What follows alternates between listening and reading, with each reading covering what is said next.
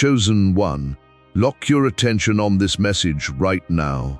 That quiet anticipation sitting in your spirit, the one you keep dismissing as wishful thinking, stop dismissing it. Something is coming to your door, and the enemy has been working overtime this week to make sure you answer it in the wrong spirit. It all shifts in the next 24 hours. The waiting, the silence, the feeling that everyone else is receiving, and you have been overlooked. But here is what you need to understand before anything else. This is not ending because of coincidence. It is ending because of what you have chosen to do in this season. Think back to that moment this week when you almost gave your answer away. When you almost told someone what you were believing for and something in your spirit said no, stay quiet, protect it. You did not know it then, but that restraint was a wall. That silence was a gate. You were not being timid. You were guarding the delivery. You did not find this message by accident. The algorithm did not bring you here. The Holy Spirit did. This is a divine appointment, scheduled before the foundations of the earth, and you are standing on the other side of a door that is about to be knocked on. Stay until the very last second of this message, because in the next few minutes I am going to hand you the spiritual audit that reveals exactly how your faithfulness this season positioned you for this arrival. I am going to walk you through the exact lie the enemy has been using to make you step away from your door right before the knock comes. And at the end, I am going to give you the declaration that seals your receiving and dismantles every assignment sent to delay your surprise. Do not click away. Your future self is standing at that open door right now, and they are asking you to stay. I know what the last 72 hours have felt like. The atmosphere has been strange, not loud, not chaotic, just thick, like something is pressing in from every direction, and you cannot name what it is. Maybe you found yourself standing in a room this week and completely forgetting why you walked in. Your thoughts scattered in a way that felt like more than tiredness. Or maybe you woke up at 3:00 in the morning this week with something stirring in your chest, not fear exactly, but an alertness, like your spirit knew something your mind had not been told yet. Or perhaps you have been catching yourself staring at your phone, at your inbox, at your front door, waiting for something to arrive without knowing what it is or who it is from. You feel suspended, like you are in the hallway between the old chapter and the one that was promised to you, and the silence in that hallway has started to feel like abandonment. And in that silence, the enemy has been whispering a very specific lie. Listen to your thoughts right now. He is telling you that the reason the knock has not come yet is because you did something wrong. He is replaying a specific moment in your mind, that moment when you pulled back from someone, that moment when you chose rest over effort, that moment when you stopped pushing and simply waited. The accuser is telling you that your pause was a mistake. He is telling you that you misread the season, that you should have kept striving, and that because you stopped, the blessing passed your door and moved on to someone more deserving. But I need you to hear what the scripture actually says about this moment. Habakkuk 2:3 says, "For the vision is yet for an appointed time. Though it tarries, wait for it, because it will surely come. It will not tarry." Listen to that promise. It will surely come. It will not tarry. Listen to that promise. It will surely come. It will not tarry. The enemy is trying to convince you that the delay is a denial. He wants you to walk away from your own door. He wants you tired, distracted, and 3 steps down the hall when the knock finally lands. But that is a deception. You are not being bypassed. You are being prepared for a delivery that requires you to be present. The heaviness you feel right now is not the weight of being forgotten. It is the weight of something significant approaching. It is the atmospheric pressure that precedes an arrival. The stillness before the knock. You think your pause this season was weakness. You think the waiting was wasted time.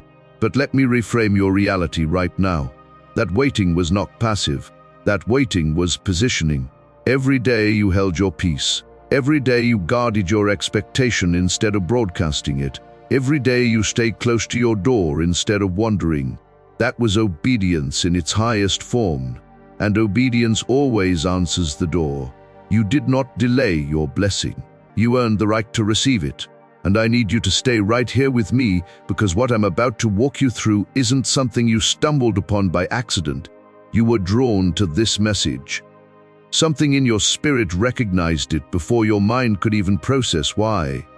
That matters. That is not coincidence. That is coordination, divine, deliberate, and deeply personal. This is not just a random encounter with words on a screen. It is a divine orchestration, a celestial whisper to your soul, a recognition that transcends the ordinary. Your spirit, that ancient knowing part of you, has been nudging you, guiding you toward this very moment, this very revelation. It's like a compass needle that has finally found its true north, aligning with a truth that resonates in the very depths of your being. This connection, this feeling of being seen and called, is the first sign that you are on the precipice of something magnificent, something designed for you. Many are called, but few receive the instructions. If your spirit is burning right now, the chosen one's blueprint holds the roadmap God designed specifically for people like you. It includes the complete audio book so you can carry this revelation with you wherever you go, plus a bonus ebook activating your prophet mantle for those who sense God is preparing them to speak with authority. Find it in the first pinned comment below, available for a limited time only. This is not a generic plan, it is a personalized blueprint, etched by the Creator himself, tailored to the unique contours of your destiny. Think of it as a sacred scroll, unrolled just for you, detailing the steps, the insights, and the divine strategies that will pave your way. The audiobook ensures this wisdom becomes a constant companion, a sanctuary of truth you can access anytime, anywhere. And for those who feel the stirring of a prophetic call, the ebook is a key, unlocking the wisdom to speak with divine clarity and power. Now let's go deeper, because this is where most people stop short of everything they were promised. We stand at the threshold of true understanding, a place where the veil between your current reality and your promised future thins. It's easy to remain in the familiar, to settle for what is known, but the true inheritance lies just beyond this comfort zone, in the realm of deeper realization. There is something that has been standing between you and the knock, between you and the arrival. And it isn't what you think. You've been told your delay is spiritual warfare. You've been told it's the enemy blocking your blessing. And while there is truth in that, it's not the whole truth. The part nobody tells you is this: sometimes the greatest barrier to your breakthrough isn't a demonic force outside of you. It's an agreement you made inside of you. An agreement that says you are not ready. An agreement that says people like you don't get to receive that kind of blessing. An agreement that was handed to you so early in life, it feels like your own voice, but it was never yours. Imagine a deeply rooted weed, its tendrils woven so tightly into the soil of your soul that it feels like part of the earth itself. This agreement, this internal contract of limitation, has been nurtured over years, perhaps even generations, whispered into your being by well-meaning caregivers, societal conditioning, or painful experiences. It masquerades as logic, as self-preservation, even as wisdom. But it is a phantom, a construct that has no true power unless you continue to honor it. It's the subtle but persistent inner voice that murmurs doubts, that replays old narratives of inadequacy, that projects limitations onto your future based on the perceived limitations of your past. It is a subtle poison, disguised as a protective shield. Think about Moses. Here was a man chosen before birth, marked before language, destined to carry an entire nation into freedom. And yet, when the Most High appeared to him in fire and called him by name, Moses' first response wasn't worship, it wasn't gratitude, it was argument. Who am I? What if they don't believe me? I am slow of speech. Every response was a rehearsed agreement with unworthiness, not laziness, not rebellion, unworthiness. And God didn't argue with him. God dismantled the agreement. God showed him what was already in his hand. The staff was always there. The power was always present. The only thing that needed to shift was Moses' willingness to stop agreeing with his own smallness. Moses, the deliverer, the lawgiver, the man who would stand in the presence of God, felt utterly inadequate. His mind, conditioned by years of Egyptian servitude and the perceived limitations of his own speech, conjured a litany of reasons why he was unfit. These weren't fabrications, they were deeply ingrained agreements with his perceived reality.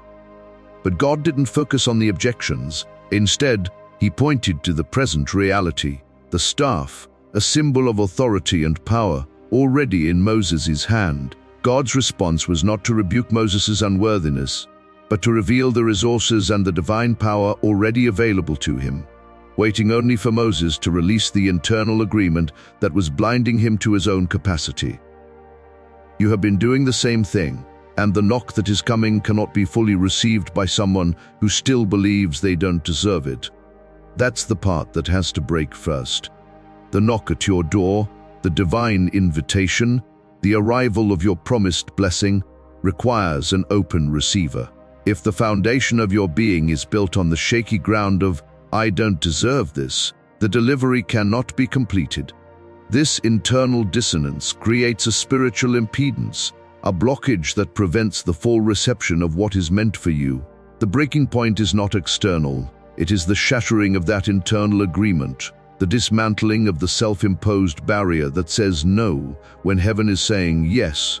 But here's where it goes deeper, and this is the layer most people never reach. We are delving into the architecture of the soul, excavating the hidden foundations upon which our entire sense of self is built. This is not superficial, it is about the core programming that dictates our experience of reality. It's not just the agreement with unworthiness, it's the identity that was built on top of it. When you believe you are not enough for long enough, you stop calling it a wound. You start calling it wisdom. You start calling your smallness humility. You start calling your retreat discernment. And that is dangerous, because now the very thing that was meant to protect you has become the thing that's imprisoning you. You built a theology around your pain. You made a doctrine out of your delay. And because it sounds spiritual, no one challenges it. Not even you. This is the insidious nature of a deeply ingrained false identity. The pain you experienced was real, and your soul, in its wisdom, created coping mechanisms. It learned to shrink, to withdraw, to silence itself, to survive. Over time, these survival strategies became so ingrained that they were mistaken for core aspects of who you are. Your wound, the very source of your pain, becomes the lens through which you view yourself and the world. The protective shell you built to shield yourself from further hurt hardens into a prison wall. Your retreat, once a necessary escape, becomes a doctrine of isolation. Your silence, a tool for survival, is reframed as sacred humility. This spiritual camouflage is so convincing, so deeply woven into your self-narrative, that it becomes impervious to challenge, even from yourself. You've become a theologian of your own suffering, crafting a belief system that justifies your limitations, effectively worshipping the very things that hold you captive. Coming up, the one shift that separates those who receive the knock from those who hear it but never open the door. Stay with me, because this is the part that breaks the cycle. We are about to uncover the pivotal pivot, the singular internal recalibration that makes the difference between poised anticipation and active participation in your divine destiny. This is where the static transforms into symphony, where the journey from hearing to responding truly begins. But first, this has to land. What God is sending toward your life right now is not meant for a smaller version of you.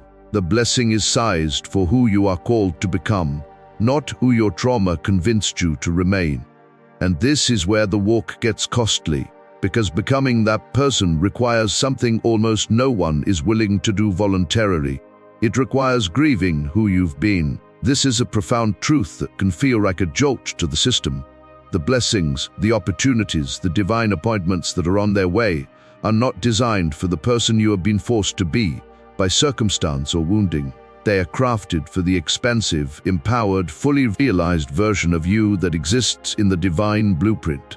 Embracing this means a necessary letting go. It's not about self-punishment, but about acknowledging the past with reverence for its role in your survival, while simultaneously releasing its grip on your future. Not condemning yourself, not performing repentance, grieving. There is a version of you that kept you safe when the world was unsafe. That version was brave. That version was necessary. But that version was never meant to be permanent. And as long as you protect that smaller self, as long as you refuse to let it go, the door stays closed. Not because God is punishing you, because you are not fully positioned to step through it. Grieving is an act of honor, not of shame. It is acknowledging the sacrifices made by your past self, the resilience shown in the face of adversity. That younger, perhaps more fearful or defensive version of you was a vital protector, a necessary shield. But like a cherished childhood toy that has served its purpose, it must eventually be lovingly placed aside to make room for the adult who has grown beyond its protective embrace. Holding onto that past self out of a mistaken sense of loyalty or fear of the unknown creates an energetic tether that prevents you from stepping fully into the present and future. The door remains closed, not as a penalty, but as a natural consequence of not yet embodying the fullness of who you are meant to be on the other side. David understood this in a way that rarely gets preached. Before he ever stood in front of Goliath, he had already faced the lion and the bear in private. Nobody saw those moments. Nobody celebrated them. There was no audience, no confirmation, no prophetic word over the encounter. Just a young man and a wild thing trying to steal what was in his care. And he didn't hesitate. He didn't wait for permission.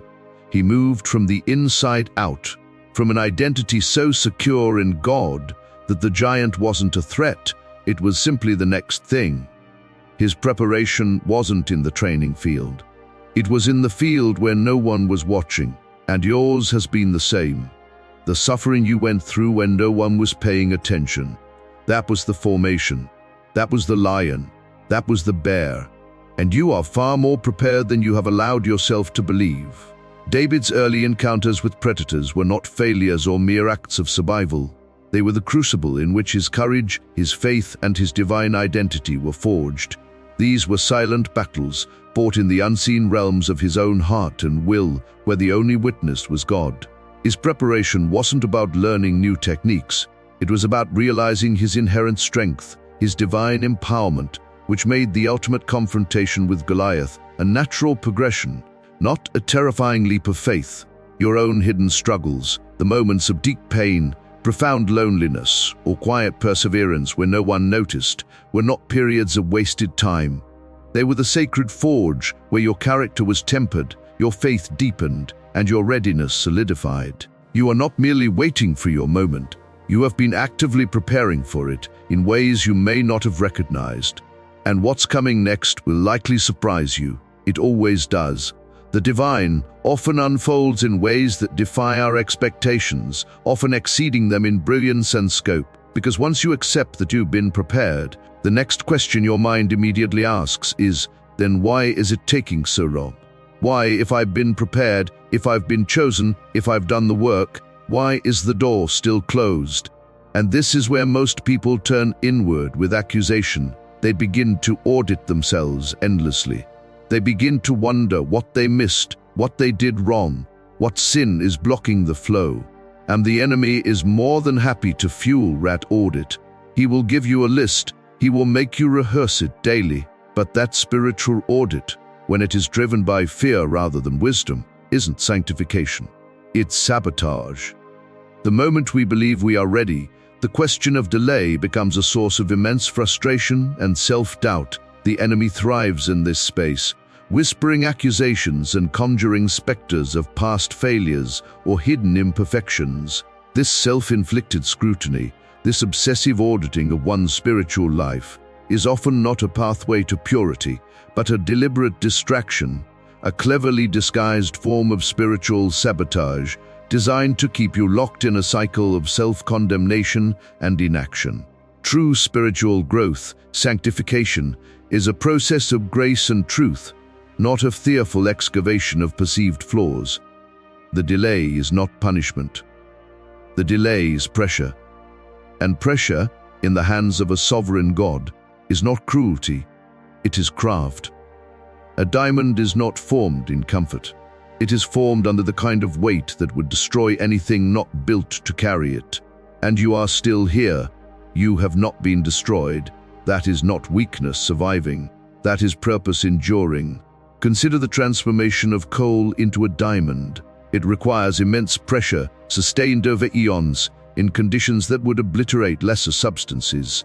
This pressure doesn't break the diamond. It creates its unparalleled brilliance and hardness. In the same way, the seasons of waiting, the periods of intense challenge, are not divine punishments. They are the divine craftsmen at work, applying the necessary pressure to refine your spirit, to embed within you the qualities of resilience, strength, and divine purpose that will enable you to shine brilliantly in your appointed season.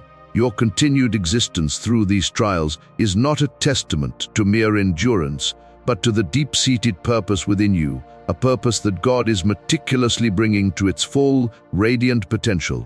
Now, once you understand that, you're ready for this. And this is the shift that changes everything. We are now poised at the precipice of a fundamental reorientation, a paradigm shift that will alter your entire perspective on your journey and its ultimate destination. The knock that is coming is not just coming to give you something. It is coming to reveal something. It is coming to show you when the world around you who you have become through the fire. The blessing is not the point. The transformation is the testimony. God is not just trying to upgrade your circumstances. He is trying to unveil a person. And that person, the version of you that has been forged in the silence and the struggle, is the one the door is about to swing open for. The ultimate gift is not merely the external circumstance, the new job, the healed relationship, the financial breakthrough. These are byproducts. The true divine intention is the unveiling of the person you have become in the process. The fire has not been to burn you, but to refine you, to polish you, to reveal the radiant essence of who you were created to be. Your testimony, the story of your journey, is the evidence of this profound internal metamorphosis. The blessing is the reward, but the transformation is the magnificent testament to God's redemptive and creative power working within you. But let me challenge you with something, because this is the confrontation zone and I would do you a disservice to let you leave without it. Prepare yourself for a direct encounter with a deeply held pattern, an honest self-assessment that is crucial for your progress. There is something you've been waiting for before you move. A sign, a confirmation, a feeling of readiness, a green light from someone you respect. And you have dressed this, waiting in the language of patience. You've called it trusting God's timing. And sometimes that's exactly what it is. But if you're honest with yourself, you know there's a version of your waiting that is not faith. It is fear. It is the fear of being wrong. The fear of being rejected after trying. The fear that you will knock and nothing will happen. And so you wait for the universe to guarantee the outcome before you take the step. This is the seductive illusion of passive waiting. We convince ourselves that we are exercising virtue, that we are exhibiting profound trust, when in reality, we are often paralyzed by the fear of failure. The desire for absolute certainty, for a guarantee of success before we act, is a hallmark of this fear-driven waiting. It's the internal bargain. If you, God, or the universe can promise me this outcome, then I will move. But this is not the currency of the spiritual realm. But that's not how the kingdom works. That is not how doors open. Ruth did not wait until she had certainty before she walked out of Moab. She had one word, a word she spoke herself. Wherever you go, I will go. She declared her direction before she could see her destination. And the moment she moved, the provision began to move with her. Boaz didn't find her sitting still. He found her in the field, working, present, positioned. And the rest of her life opened up from that one courageous act of motion. Ruth's pledge to Naomi was not a calculated risk based on guaranteed outcomes. It was an act of radical devotion that created the pathway for her destiny. Her declaration preceded her destination, and her willingness to move, to engage, to work, drew the provision of Boaz and the unfolding of her lineage. The kingdom responds to courageous initiative, not to fearful paralysis. It finds you not waiting passively in the wings, but actively engaged in the field of your calling, even when the path ahead is not fully illuminated.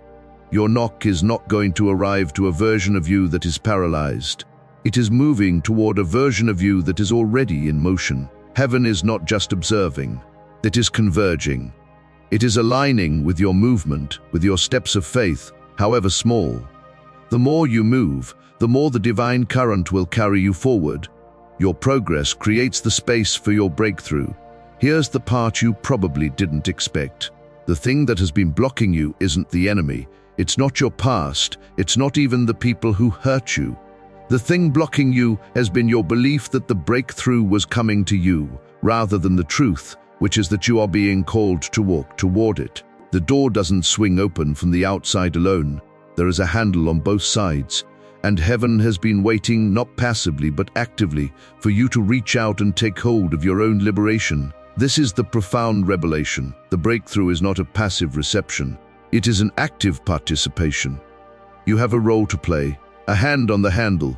The divine is already positioned to meet you, to unlock the door from the other side, but your participation, your willingness to engage, is the catalyst.